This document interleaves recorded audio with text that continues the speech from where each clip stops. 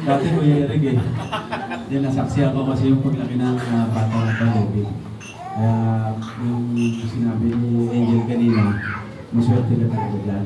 Kasi napakabait na bata niya. Saka nainggit ako sa inyo. Kasi napakaswerte niyo talaga. Dahil maraming tao na gusto magpakasal eh. Na hindi nakatupad sa kanilang mga buhay. Katulad ko ako, sa buong buhay ko, hindi pa ako nakikasal eh.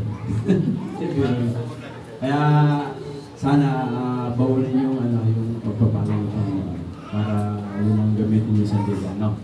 Sa pagsasama yun. Yun lang. Maganda ang Salamat, Ninong, sa napakagandang mensahe. Tina, any message or advice? Congratulations sa inyo naman. Napakaswerte mo Debbie kasi mabait na bata yan. Hindi yan talaga lagi lang nasa loob ng bahay yan. May papayo ko lang sa inyo dalawa. Sana hindi kayo matutulog ng may alitan. Kumbaga, talaga pag matulog, kasi ng inuwahan para kung sakaling kinabukasan, masaya rin dito.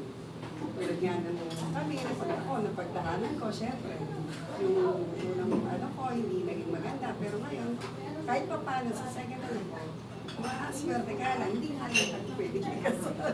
Kasi nga, kasal ako sa mga. Kaya, yung mga napagdaanan ko, pwede ko i-share sa inyo pag may problema kayo, pwede nyo kami to. One call away. Congratulations. Yes. Maraming salamat, Nina Teres.